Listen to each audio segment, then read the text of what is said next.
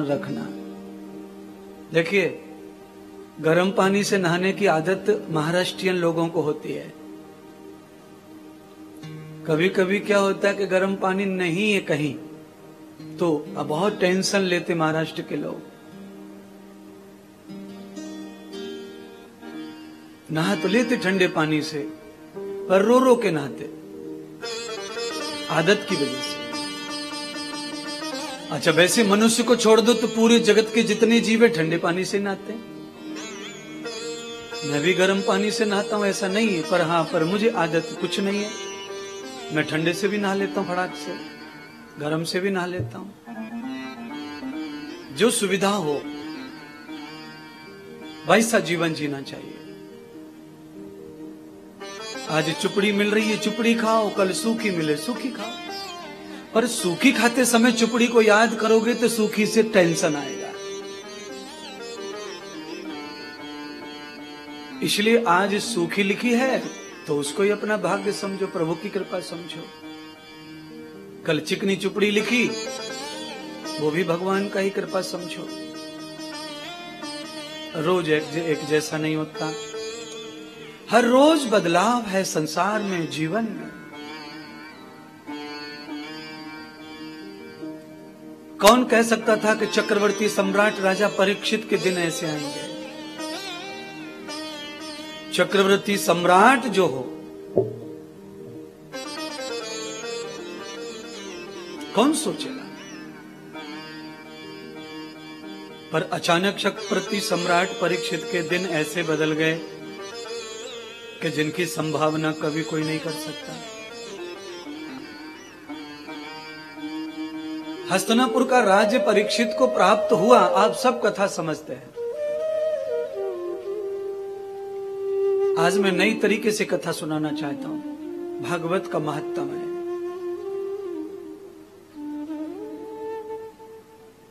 मैंने आज तक ये कथा कभी नहीं सुनाई। परीक्षित की कथा बार बार सुनाते हैं, पर चक्रवर्ती सम्राट परीक्षित का अचानक ऐसा दिन आ जाएगा कि वो रोते फिरेंगे, जगत में कोई उनका साथ नहीं देगा। बेहद जंगल में परीक्षित अकेले हो जाएंगे। मित्र होंगे, रिश्तेदार भी होंगे, समाज के सभी तबके के प्राणी भी राजा परीक्षित के पास खड़े होंगे, पर कोई कुछ कर नहीं पाया, कोई कुछ कर नहीं पाएगा। संवेदना सबकी राजा परीक्षित के साथ थी। सब चाहते थे परीक्षित को ये दुख ना आए, ये दिन ना आए, जो परीक्षित को बताया है महात्मा ने कि 7वें दिन तुम्हें काला सांप डसेगा, काली आएगा, नाग आएगा, काल आएगा, तुम्हें मृत्यु आएगी। परीक्षित की मृत्यु का जैसे ही घोषणा हुई, आकाशवाणी हुई, पूरा समाज दुखी हो गया, सारा समाज शोक में चला गया।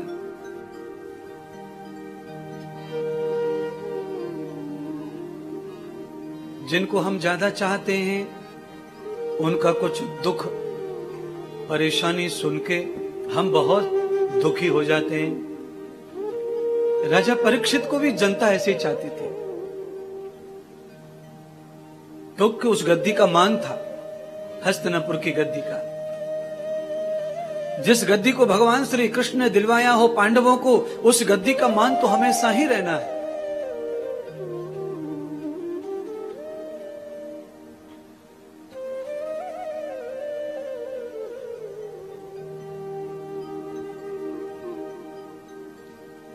परीक्षित को प्रारब्ध से इतना वैभव प्राप्त हुआ। परीक्षित ने वैभव कमाया था किसी जन्म में, पर इस जन्म में परीक्षित का जन्म हुआ तो वैभव लेके आए, कमाया नहीं।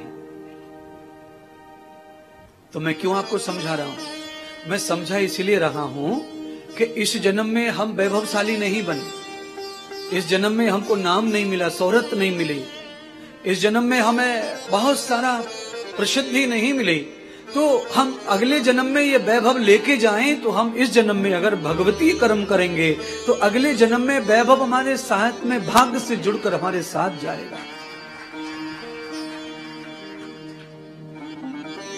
बृहदन्न ममं कृतं जातां प्रियदत्ति युक्तां संगम प्रसाद भूतस्य प्रपद्य युक्तां प्रारब्ध्य रूपोतन मानसानां।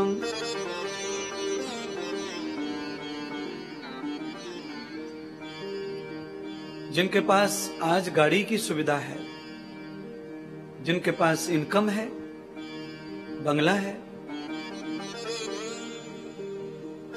जिनके यहां काम करने के लिए नौकर आते हैं, ऐसे घर में कोई बच्चा पैदा होता है तो वो प्रारब्ध लेके आया है, अच्छा प्रारब्ध लाया है स्वर्ग भोगने के लिए, उसका भाग्य अच्छा है। पिछले जन्मों का भगवती प्राणी है, ये दानी प्राणी है,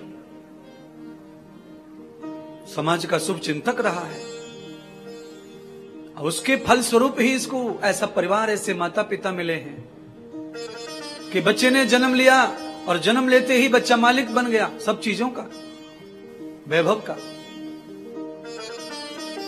शौक शान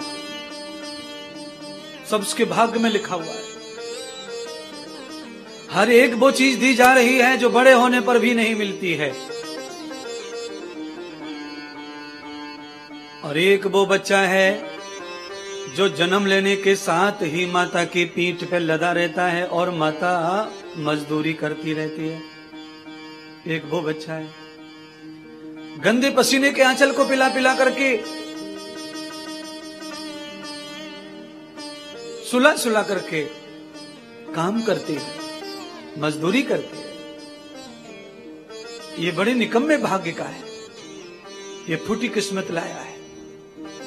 पैदा तो मां की कोख से हुआ है, पैदा तो औरत के पेट से हुआ है, पर इसकी जो जिंदगी है, इसके जीने की जो परंपरा है, वो ये कह रही है कि दुर्भाग्यशाली है, ये इसने पुण्य नहीं किया, इसने दान नहीं किया, इसने सेवा नहीं की, और इसने भगवत चर्चा नहीं सुनी, इसने कभी भगवत कर्म नहीं किया, ये खाता सोता रहा। भोगों में जो जीना पसंद करता है उसके जीवन में अगला ऐसा ही पड़ाव आता है। भोग के साथ में जो योग करता है, भजन करता है, दान करता है, सेवा करता है,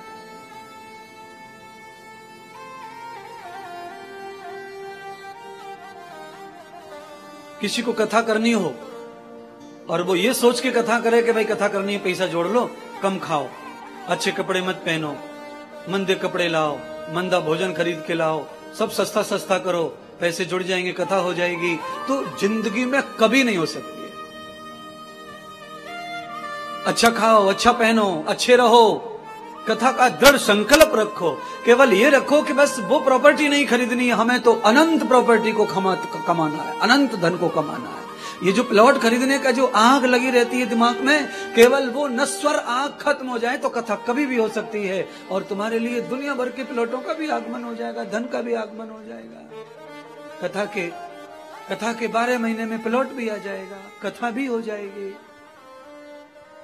प्लॉट तो खरीद लिया और कथा नहीं हुई, प्लॉट तो खरीद लिया, दान नहीं हुआ, प्लॉट तो खरीद लिया, यज्ञ नहीं हुआ, और बीच में मौत आ गई तो ठन गोपाल जाओगे, कुछ हाथ नहीं जाएगा। और जब कुछ हाथ जाएगा नहीं तो जन्म कैसा मिलेगा? मैंने कहा ऐसा मिलेगा, वो कपड़े में बांध लेगी, पीठ पर ऊपर परात रखी होगी, तगारी रखी होगी उसके मिट्टी की, और चढ़ के जा रही होगी जीना पे, परात लेकर के, गारा लेकर के, सीमेंट लेकर के, ईंट लेकर के, रेता लेकर के, और यह तुम्हारे घर में झाड़ू मार रही होगी, पोंछा मार रही होगी, और बच्चे को रोता बिलकता छोड़ा ही होगी, बासा कुसा जाके खिलाएगी।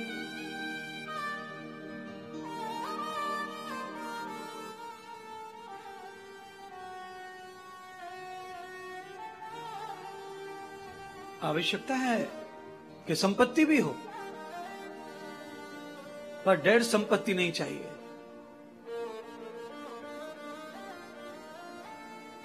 ये डेढ़ संपत्ति है। आपने संपत्ति बढ़ाने के लिए कहीं प्लॉट खरीद के डाल दिया, ये मरा हुआ धन है, डेड है वो, उसमें कोई चाल नहीं, उसकी कोई चेतनता नहीं, उसमें वो केवल मन की खुशी है। अलमारी में कागज रखा है, उस कागज से कोई दिनों के बाद में वो जमीन कुछ पैसों की हो जाएगी, ज्यादा पैसे मिलेंगे, ये सब चीजें तो आपके साथ उस प्रॉपर्टी से चलन में आएंगी। पर ये सारी चीजें करने के लिए हमें स्वस्थ रहना जरूरी है, खुश रहना जरूरी है, जिंदा रहना भी जरूरी है।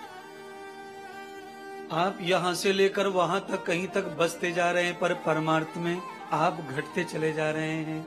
बोलिए। आपका संकल्प था कथा करेंगे, दूसरा संकल्प था रिटायर होकर करेंगे, तीसरा संकल्प था तब करेंगे, चौथा संकल्प था तब कब करेंगे। पर आप रिटायर हुए, 60 लाख रुपए मिले आपको, आपने डायरेक्ट फ्लैट खरीद लिया पूना में जाके, बंबई में जाके, नासिक में जाके, जैसे थे वैसे रह गए। पूरी जिंदगी की कमाई से आपने केवल ईंट पत्थर खरीदे जो यहीं छोड़ के जाना है, और आपके हाथ में क्या जाएगा? आपने दान किया, पुण्य किया, वो जाएगा, ये जाएगा, जाएगा, पर आपने कितना किया है उतना जाएगा।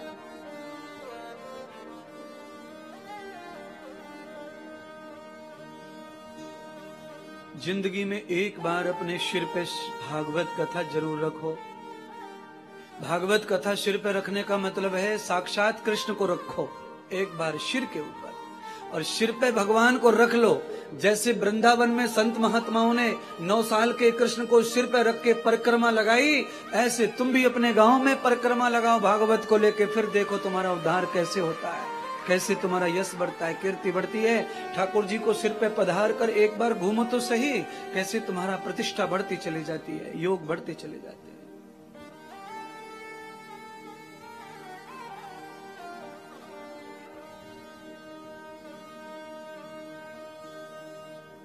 देखो, मुझे तो कोई दुनिया में जानता है तो वो इसलिए जानता है क्योंकि मैं कथा के साथ हूं। अगर मेरे पास में ये कथा वाला गुण न होता तो मुझे कौन जान रहा होता है। जैसे कथा वक्ता को कथा से दुनिया जानती है, ऐसे ही जो यजमान है जिसकी पहचान बहुत कम है, उसे भी भागवत के बाद लोग ज्यादा पहचानने लगते हैं। उसके प्रति लोगों की सोच, उसके प्रति भाव, उसके प्रति चिंतन, मान्यता समाज की बदल जाती है। मैंने कितने लोगों के मुंह से सुना कि हमने कथा की गुरुजी, तो लोग बड़े हैरान हो गए हमें कथा देखकर। लोगों को हमारे बारे में यही लगता था कि ये जिंदगी में नहीं करेगा, ये आदमी ऐसा है ही नहीं। पर कथा करने के बाद में लोगों ने हमें जो आशीर्वाद दिए, जो हमें स्तुति दी, जो प्रशंसा दी, जो गुण दिया, जो सम्मान दिया, जो मान्यताएं दी, वो हमें कभी कल्पना भी नहीं था। कुछ लोग ऐसा मुझे बताते हैं आके कथा करने के बाद। कभी कभी किसी किसी के जीवन में अचानक भागवत आ जाती है, जिनके मन में भी नहीं था कभी करने का, और अचानक ऐसा उदय होता है भगवान की कृपा, ऐसा सूर्य, अचानक उन्हें कथा मिल जाती है और 10 दिन में हो भी जाती है। ये भी पुण्य प्रताप का और प्रारब्ध का फल है। अचानक कथा हो जाए, 2 दिन में भी कथा कर दी है कई यजमानों ने महाराज। अचानक ये क्या है? ये अचानक ऐसा है जैसे आपने 100 रुपए दिए और एक टिकट खरीदी, और टिकट अचानक ऐसा हुआ, झन्नाटा कर दिया कि 5 लाख लग गए, करोड़ लग गए, अभी सोच भी नहीं सकता। पर ध्यान करना, लॉटरी का टिकट भी तब तुम्हारे नाम पे ओपन होता है जब तुमने पहले कहीं दान किया हो। बिना दान के लॉटरी किसी के लिए कभी खुलती नहीं। लोग मर गए लॉटरी खोल खोल के, टिकट खरीद के घर बेच दिए लोगों ने। लोग कितना शेयर का मार्केट का करते हैं, शेयर मार्केट में लोग कितने लॉस में चले जा रहे हैं। लोग कितना सट्टे का काम करते हैं, सट्टे में लॉस में चले जाते हैं ना।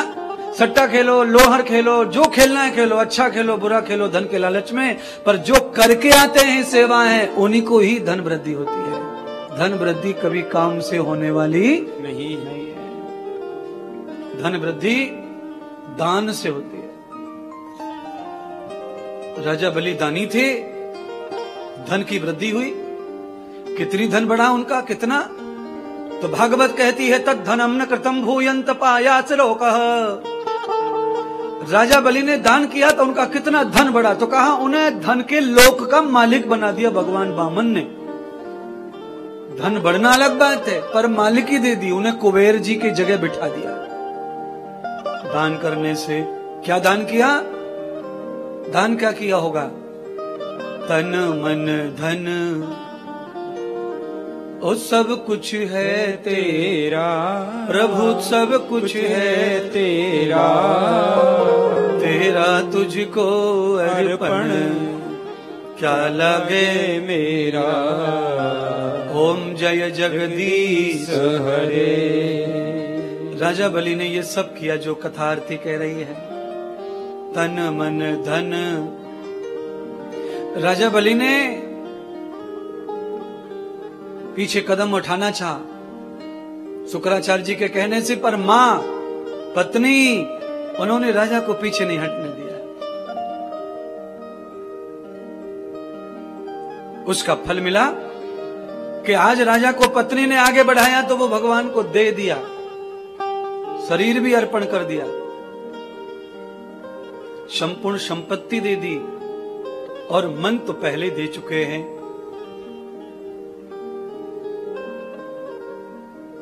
यही है भगवान की कृपा पाने का सही रास्ता है। ये है किसी का भी संसार में होना है तो ऐसा करते रहो, थोड़े दिन के लिए करके देखो, अच्छा फल आएगा। मैं जो कह रहा हूं थोड़ा प्रयत्न करके सोच के समझ के देखो, अच्छा फल आएगा, अच्छा ऋतु आएगी, अच्छा समय आएगा।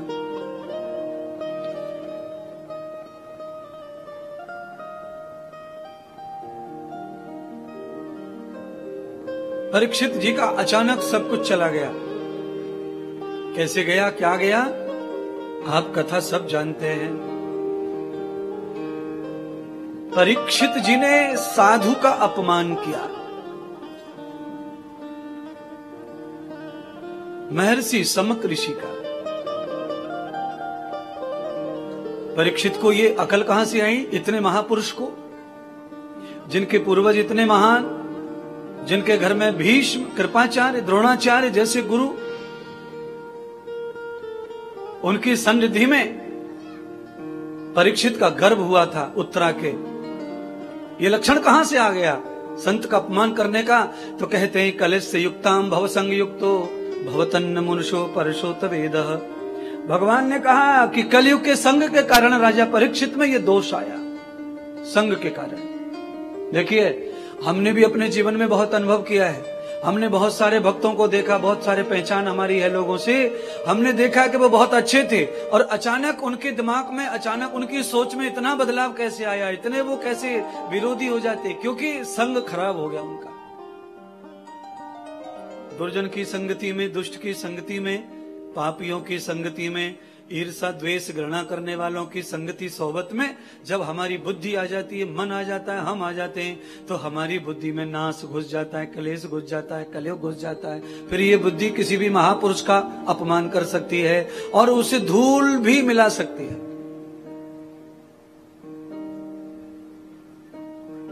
पर किसी भी चीज पर धूल डालने से वो थोड़ी देर ही गंदा होता है, ध्यान रखना। धूल पे धूल डालेंगे तो वो हमेशा गंदा था, गंदा रहेगा। पर सोने पे धूल डालेंगे तो सोने पे धूल कितनी देर रहेगी, जब तक उड़ाना नहीं उसको। आप किसी महात्मा को, किसी विद्वान को, किसी सज्जन को, किसी महापुरुष को, किसी राजा को आप किसी भी चीज में परेशानी देना चाहें तो आप दे तो पाएंगे, पर कितनी देर? थोड़ी देर। क्यों? उसके लिए भी बहुत सारे लोगों ने बहुत सारी बातें बताई हैं कि सच्चाई छुप नहीं सकती कभी झूठे हसूलों से, सच्चाई छुप नहीं सकती कभी झूठे हसूलों से, खुशबू आ नहीं सकती कभी कागज के फूलों से।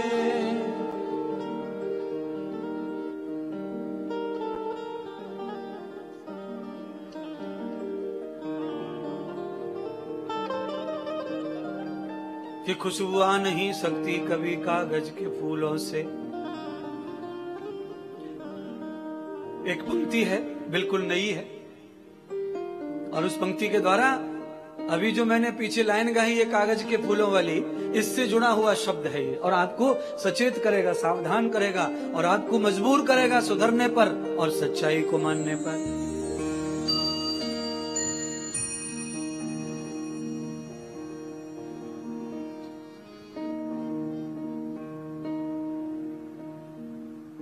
हरि फूला फूला फिरे जगत में कैसा ना तारे, मन ओ मन फूला फूला फिरे जगत में कैसा नाता रे, कैसा नाता रे जगत में कैसा नाता रे। ओ मन फूला फूला फिरे जगत में कैसा नाता रे, ओ मन फूला फूला फिरे जगत में कैसा नाता रे, मन फूला फूला फिरे जगत में कैसा नाता रे, कैसा नाता रे जगत में कैसा नाता रे, कैसा नाता रे जगत में कैसा नाता रे, मन फूला फूला फिरे जगत में कैसा नाता रे, मन फूला फूला फिरे जगत में कैसा नाता रे, मन फूला फूला फिरे जगत में कैसा नाता रे।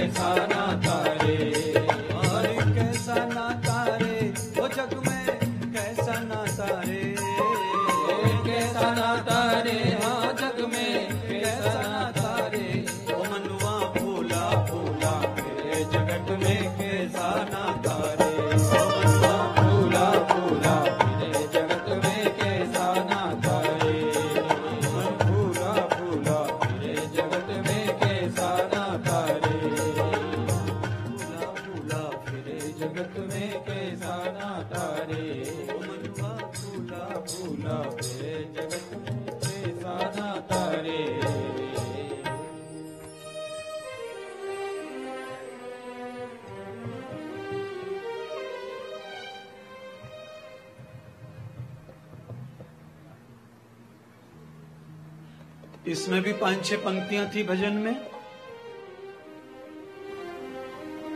पर मैं सीधा सीधा तुम्हें समझाना चाहता हूं।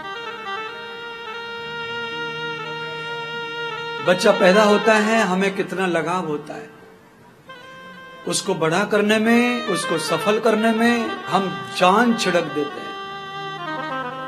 उसकी खुशियों के लिए माता पिता सब कुछ वो करते हैं जो उन्हें करना भी नहीं था।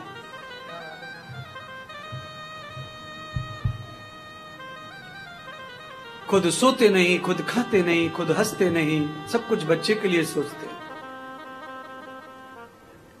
और वही बच्चा एक दिन मेरे साथ क्या किया है उसको मानने को भी राजी नहीं रहता। वो मन फूला फूला फिरे जगत में कैसा नाता रे।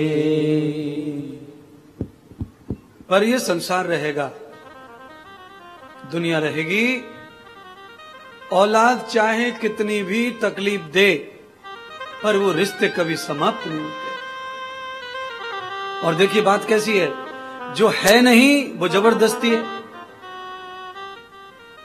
अगर हम वेदांत में जाएं, वेदांत की बातों को समझें, तो वेदांत में तो एक ही बात महर्षि कहते हैं, जगत गुरु शंकराचार्य कहते हैं, ब्रह्म एका द्वितीयो नास्ति। परमात्मा के अलावा संसार में कुछ और है ही नहीं। ये पुत्र क्या, ये पति क्या, ये पत्नी क्या, ये बेटी क्या, ये क्या? तो क्षणभंगुर ये संसार है।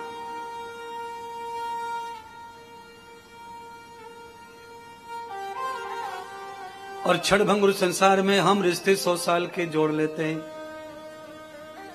और 100 साल के रिश्ते जुड़ जाते हैं, इसीलिए हम तकलीफों में पड़ते रहते हैं।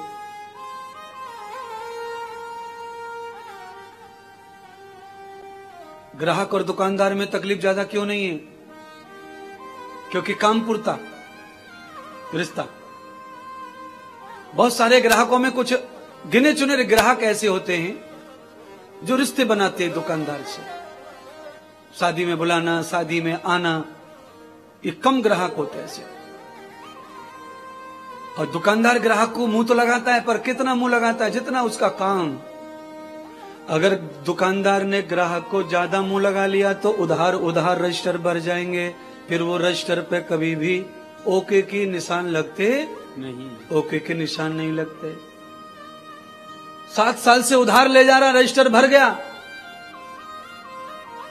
और बाद में क्या हो गया ऐसा अचानक, जो उधार ले जा रहा परिवार के लिए वो मौत हो गई, उसकी सिरुल चौफुली पे लुढ़क गया, उसकी बीवी ने, उसके बच्चों ने रजिस्टर के बारे में कह दिया, जो आया, जो गया, जो खा गया वो ले गया, अब हम क्या जाने। ओ मन फूला फूला फिरे जगत में कैसा नाता रे। जिन औलादों के लिए हमने सर्वस्व न्योछावर कर दिया, जब वो हमें गैर दिखाई देने लगती हैं तो कितना दुख होता है, कितना कष्ट होता है। पंडाल में भी बहुत सारी माताएं बंधु बैठे हुए हैं जिनको औलाद का त्रास है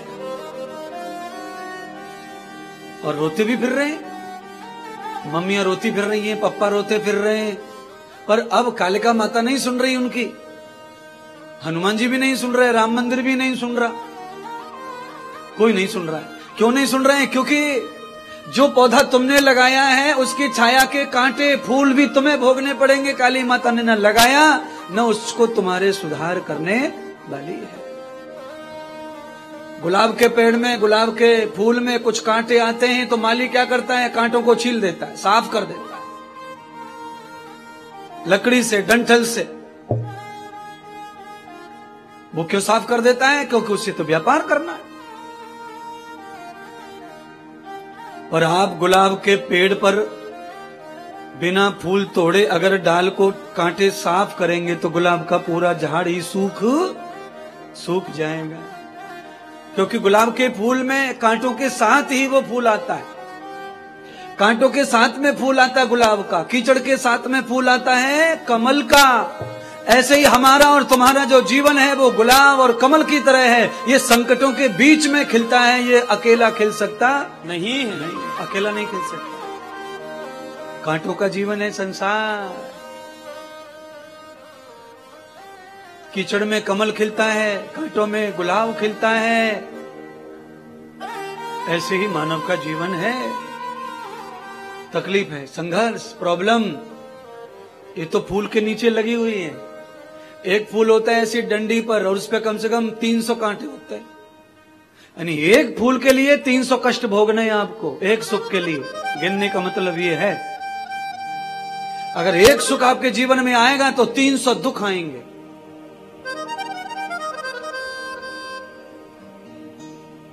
इसीलिए ऐसे फूलों से काम चलाओ जिनमें कांटे ना हो। कौन सा फूल है ऐसा जिसमें कांटे नहीं होते? मोगरा है, रात रानी है और झंडू है। ऐसे फूलों से काम चला लो। नींबू के ले लो फूल, उस पे भी कांटे, कहां जाओ। बबूल पे लेके आओ, उसके भी कांटे। और भी बहुत सारे फूल हैं, उन पे भी कांटे। बेर पे भी फूल आता है, उस पे भी कांटे।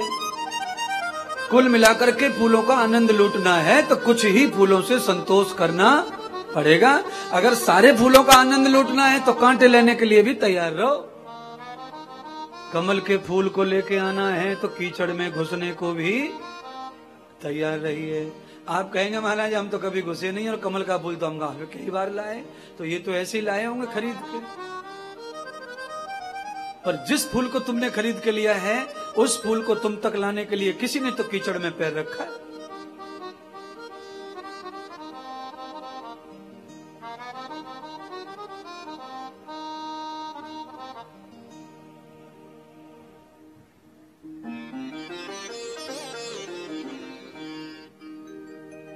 परीक्षित ने बड़ी गलती की संग के कारण। परीक्षित ने बड़ी गलती की अपने बुजुर्गों का कहा न मानकर। बंधुओं, मैं सभी लोगों से कहना चाहता हूं, अपने बुजुर्गों का कहा न मानकर जो ठोकर लगती है वो बहुत ज्यादा बड़ी होती है। इसलिए बुजुर्ग पढ़े लिखे हों या ना हो, बुजुर्ग बहुत ज्यादा अच्छे हों या ना हों, पर जब उनके जाने का समय आ जाए तब वो जो कहें वो मान लो। काम बनेगा, तुम्हारा उद्धार होगा। पांचों पांडव द्रौपदी सहित जब हिमालय जा रहे थे तब उन्होंने परीक्षित को उपदेश दिया था। और उपदेश क्या था? भगवान श्री कृष्ण संसार छोड़ के बैकुंठ जा रहे थे तब उन्होंने अपने बच्चों को उपदेश दिया था। क्या उपदेश दिया था? जो पांडवों को उपदेश दिया वही पांडवों ने परीक्षित को दिया। भगवान कृष्ण ने अपने यदुवंश को क्या उपदेश दिया वही पांडवों ने दिया, और पांडवों को नारद जी ने दिया। उपदेश किसी का अपना नहीं होता है, ध्यान रखना। मैं जो आपको दे रहा हूं ये मैंने कहीं से लिया हुआ है, मेरा कुछ नहीं है। हाँ, मेरे पास अगर कुछ है तो स्टाइल मेरी है, कहने का तरीका मेरा है। मैंने किसी की नकल नहीं की है, किसी का तरीका नहीं लिया है। मेरा तरीका कोई ले ले मैं खुश हूं, पर मैंने किसी का तरीका नहीं लिया। पर हाँ, बातें तो सब भगवान की है, देवताओं की है, ऋषि मुनियों की है। अच्छे अच्छे फिलोसफरों की बातें हैं, अच्छे अच्छे वैज्ञानिकों की बातें। नारद जी ने पांडवों को समझाया, पांडवों ने परीक्षित को। पर सबकी समझ में आएगा ये जरूरी नहीं है। सब बात मानेंगे, सब उपदेश मानेंगे, आवश्यक नहीं है। मुझे पता है कि कथा पांडाल भर के लोग सुनेंगे पर सब सुधरेंगे, सब मानेंगे कथा को ना। हाजिरी लगाने आएंगे, सुनने भी आएंगे, मुझे अच्छा भी मानते, पर सुधरने वाले घर जो है वो अलग होते हैं, कथा सुनने वाले अलग होते हैं। श्रवितो न रूप व्याधीनाम ये वे तद लक्षण वासौ पास वृद्धि साम ये वे श्रवण युक्त ही।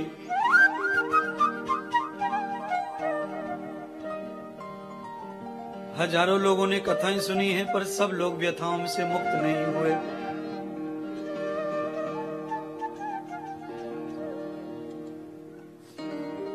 कथा सुनने से मुक्त नहीं होंगे आप, यथा से।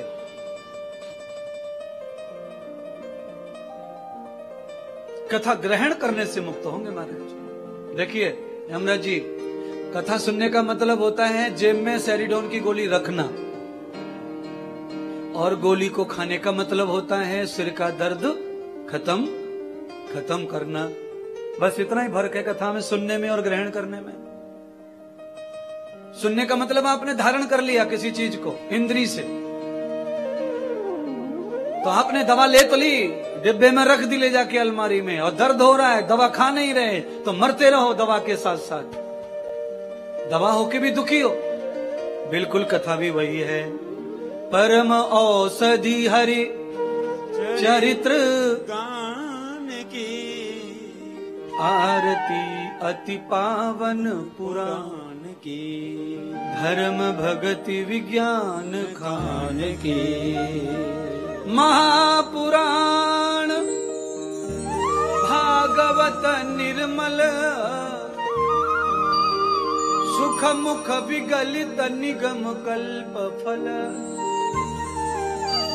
परमानंद सुधार रसमय कल, लीला रति रस रस निधान की, आरती अति पावन पुराण की। भाई ये भागवत है। भागवत क्या है तो आरती में ही लिख दिया भागवताचार्यों ने कि ये भागवत है विज्ञान खान की। भागवत को कोई आडंबर कहे, कोई पाखंड कहे तो मुझे बिल्कुल बर्दाश्त नहीं है बात। भागवत तो अनंत विज्ञान है, और भागवत परम औषधि है जीवन को बचाने की,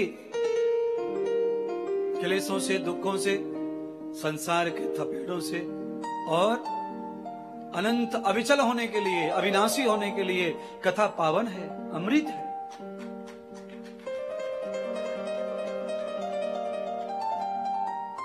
तो इस पावन कथा का आनंद कैसे लें, तो इसके प्रति श्रद्धा कैसे जागृत होगी, तो इसका जब चमत्कार सामने आएगा तब इसके प्रति श्रद्धा जागृत हो जाती है। क्या चमत्कार?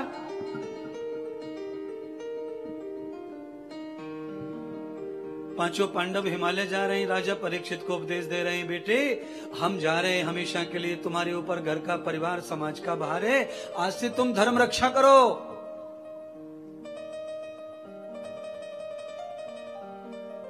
कैसे करूं दादाजी धर्म रक्षा?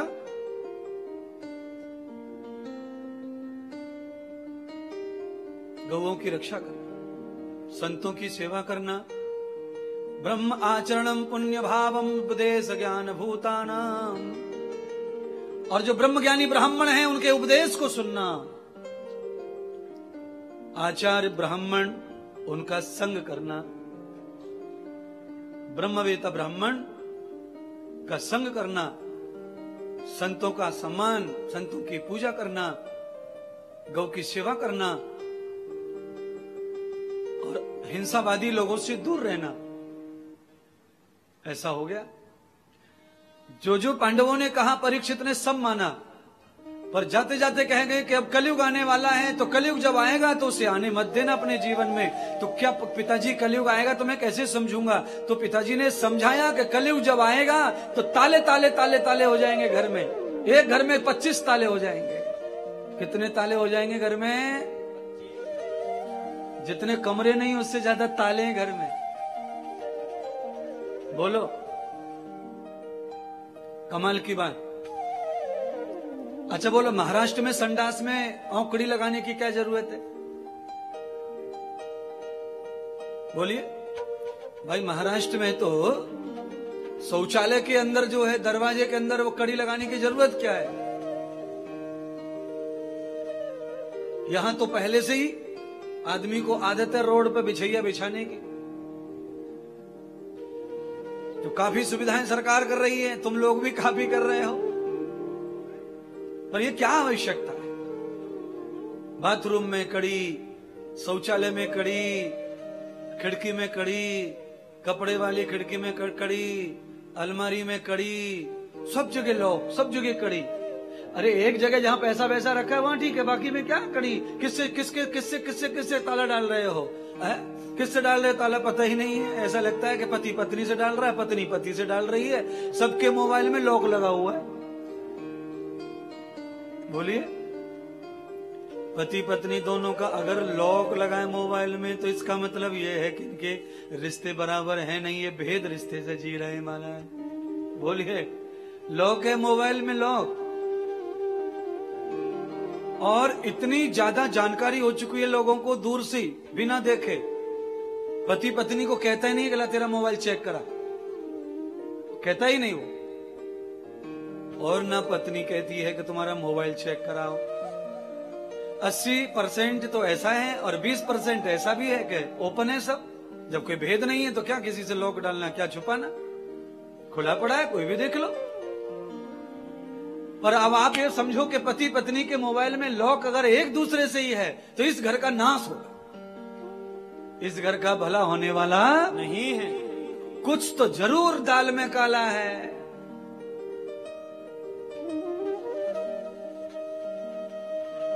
बड़ा मुश्किल है महाराज। ये तो मैं उदाहरण के लिए मोबाइल आ गया इसीलिए कह दिया है। कलयुग में ताला, कलयुग में साला, ये राज्य करेंगे कलयुग में, ऐसा कह रहे पांडव। हाँ, भाई से ज्यादा, भतीजे से ज्यादा साले का सुनना पड़ेगा। साले को पूछना, मनाना, उसके संगति में, उसके सहयोग में बड़ा कठिन है महाराज।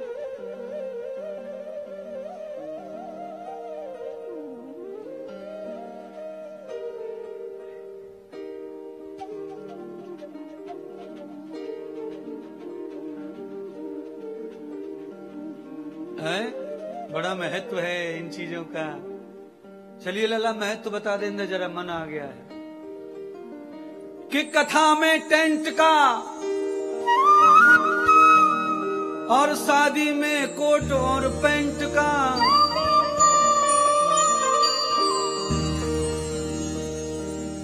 प्रतियोगिता में एक्सीलेंट का, कॉलेज में स्टूडेंट का, रोड पे एक्सीडेंट का बड़ा ही महत्व है। बड़ा महत्व माना जिनका है। भोजन में थाली का,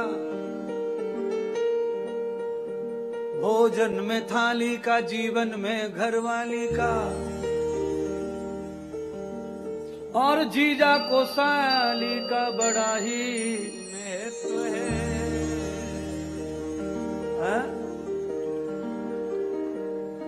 कुमावत जी हमेशा नाराज नाराज से रहते हो, क्या बात है, साली नहीं है क्या है?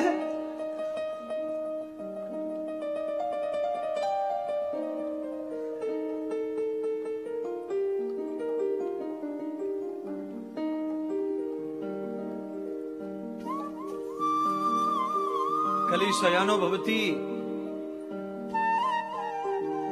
कलयुग में आदमी सोने में ज्यादा टाइम बिताएगा। कलयुग में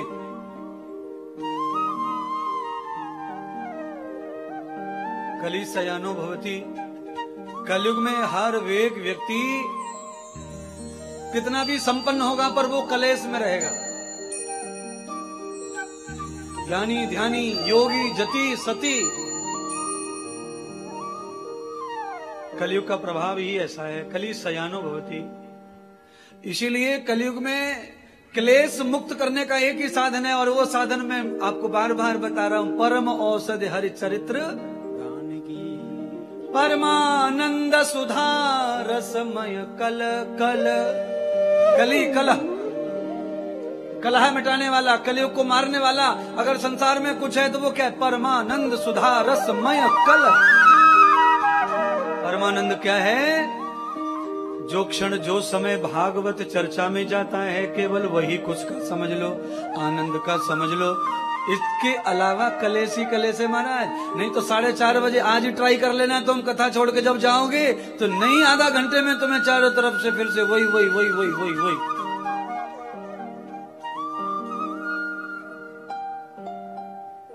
आप जितनी देर कलेश मुक्त हैं उतनी देर, जितनी देर कथा चल रही है, प्रवचन चल रहा है, ये चल रहा है माना। एक महात्मा जी से आकर के कुछ लोगों ने कहा, महाराज क्या तुम कथा सुना सुना के बूढ़े हो गए, कोई तो सुधरे हो ना।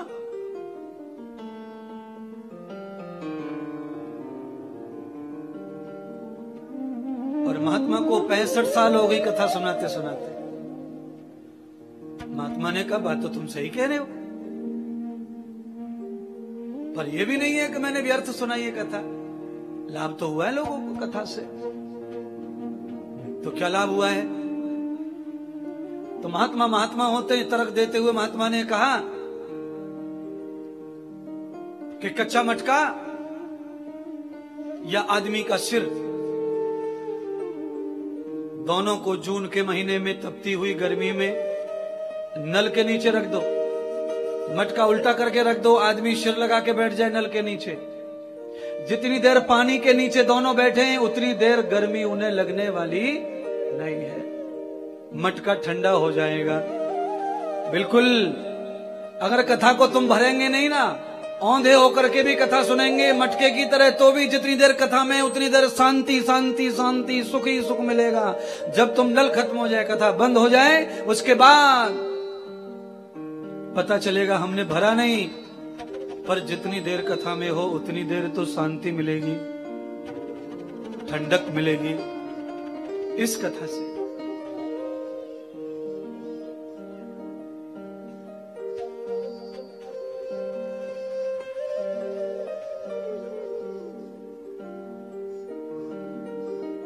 चिर चिर की आवाज आ रही है, इसलिए होगी आ रही है।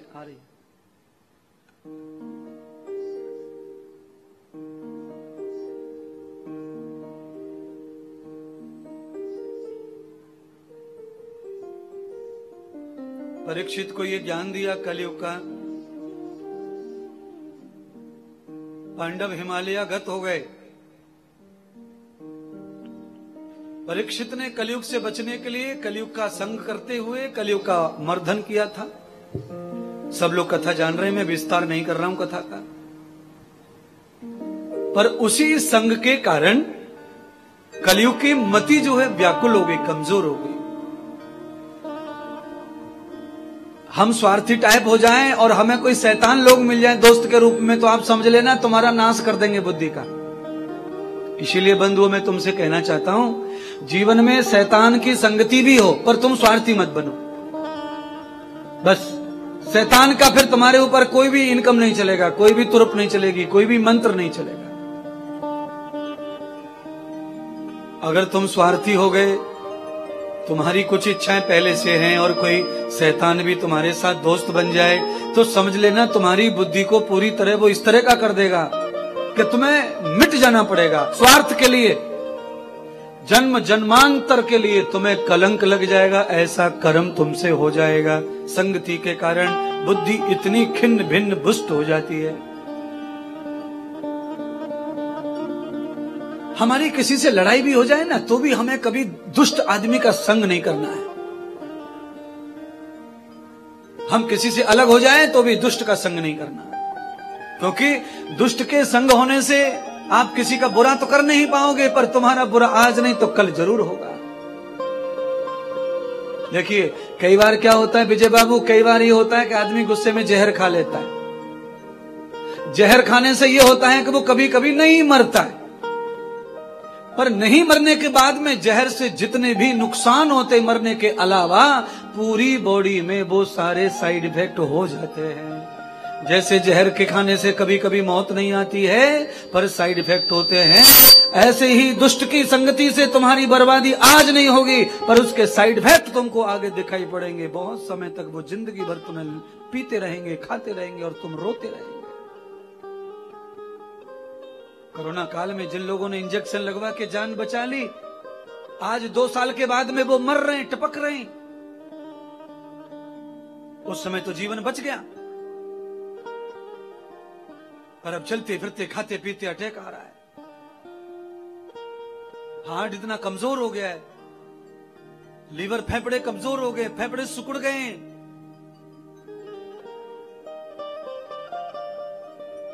आज बड़ी परेशानी उनके जीवन में। जीवन में गलती हो तो घो, पर उसका प्रायश्चित सुधार हो।